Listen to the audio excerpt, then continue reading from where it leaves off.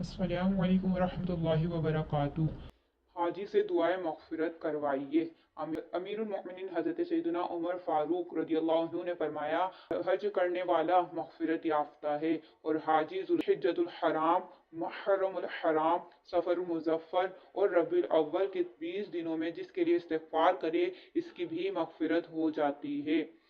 अय्याम base के रोज़ों के फ़ज़ाइल। प्यारे प्यारे इस्लामी भाइयों और बहनों, हमें इस मुबारक महीने में नफली इबादत और तिलावत कुरान की कसरत के साथ साथ हिम्मत करके 3 नफली रोज़े रखने का एहतमाम भी करना चाहिए। रोज़े रखने के बेशुमार दीनी और दुनियावी फ़वाइद हैं। लिहाजा तमाम महीनों की तरह माह सफ़र में भी अय्याम बेस यानी चांद की 13, 14 और 15 तारीखों के रोज़े रखने की कोशिश करें। क्योंकि सफ़र हो या हज़र यानी हालत इकामत, हमेशा नबी करीम रऊफ़ुर रहीम सल्लल्लाहु अलैहि वसल्लम हर महीने इन 3 दिनों के रोज़े ना सिर्फ खुद रखते बल्कि सहाबा किराम रज़ियल्लाहु अन्हुम को भी इसकी तरगीब दिलाते थे। आइए हर माह 3 दिन रोज़े रखने की फजीलत पर 3 अहादीस मुबारक पढ़िए और अमल का जज्बा बेदार कीजिए। चुनाचा हज़रत सैयदना उस्मान बिन अबुल आस रज़ियल्लाहु अन्हु फरमाते हैं, मैंने नबी करीम सल्लल्लाहु अलैहि वसल्लम को फरमाते सुना, जिस तरह तुम में से किसी के पास लड़ाई में बचाव के लिए ढाल होती है इसी तरह रोज़ा जहन्नुम से तुम्हारी ढाल है। और हर माह 3 रोज़े रखने बेहतरीन रोज़े हैं।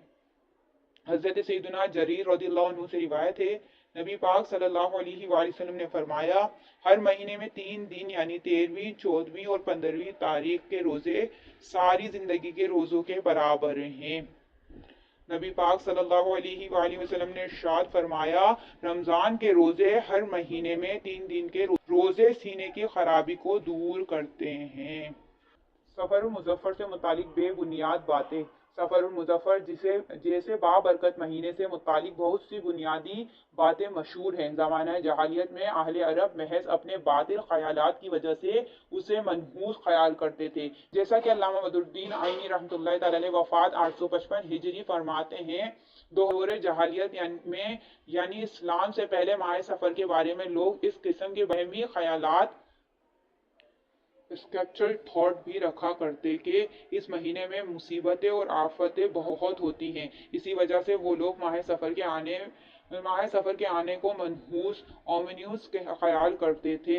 नबी करीम रऊफ़ुर रहीम सल्लल्लाहु अलैहि वसल्लम ने सफ़रुल मुज़फ़्फ़र के बारे में उनके वहमी ख्यालात को बातिल करार देते हुए फरमाया, ला सफ़रा यानी सफ़र कुछ नहीं। मुहक्किक अली इत्तलाक़ हज़रत अल्लामा मौलाना शाह अब्दुल हक मुहद्दिसी दहलवी रहमतुल्लाह तआला अलैह वफ़ात 1052 हिजरी इस हदीस के शर्ह में लिखते हैं, अवाम उसे यानी सफ़र के महीने को हादिसों और आफतों के नाजिल होने का वक्त करार देते हैं। यह अकीदा बातिल है, इसकी कोई हकीकत नहीं।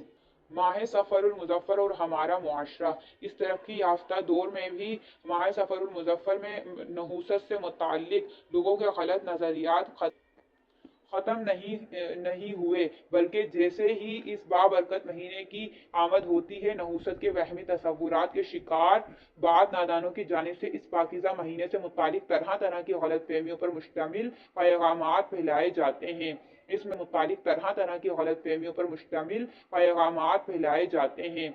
इस माह को इंतहाई मनूस तस्वुर किया जाता है कि इस महीने में नया कारोबार शुरू नहीं करना चाहिए, नुकसान का खतरा है, सफर करने से बचना चाहिए, एक्सीडेंट का अंदेशा है, शादियां ना करें, बच्चियों की रुखसती ना करें कि इससे घर बर्बाद होने का इम्कान है। ऐसे लोग बड़ा कारोबारी लेन देन नहीं करते, घर से बाहर आमदोरफ्त में कमी कर देते हैं, इस गुमान के साथ कि आफत नाजिल हो रही है, अपने घर के एक एक बर्तन को और सामान को खूब झाड़ते हैं। इसी तरह अगर किसी के घर में इस माह में मैयत हो जाए तो उसे मनहूस समझते हैं, और अगर इस घराने में अपने लड़के या लड़की की निस्बत तय हुई हो तो उसको तोड़ देते हैं। सफ़र को मनहूस समझना जहालत है। सदरुश शरिया हज़रत अल्लामा मौलाना मुफ्ती मोहम्मद अमजद अली आज़मी रहमतुल्लाह तआला अलैह फरमाते हैं, माह सफ़र को लोग मनहूस जानते हैं, इसमें शादी ब्याह नहीं करते, लड़कियों को रुखसत नहीं करते और भी इस किस्म के काम करने परहेज करते हैं। اور سفر کرنے سے گریز کرتے ہیں۔ خصوصاً ماہ سفر کی ابتدائی 13 تاریخیں بہت زیادہ نحس یعنی نحوست والی مانی جاتی ہیں اور ان کو 13 تیزی کہتے ہیں۔